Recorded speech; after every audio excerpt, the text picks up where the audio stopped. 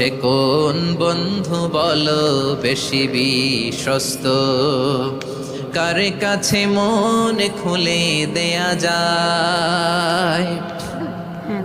কার কাছে সব কথা বলা যায়, হওয়া যায় বেশি আশ্বস্ত,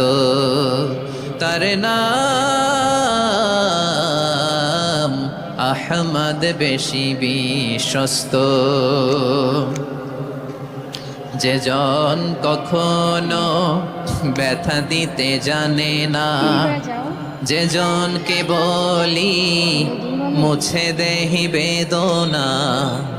যে জন কখনো ব্যথা দিতে জানে না, যে জনকে বলি মুছে দেহি বেদনা,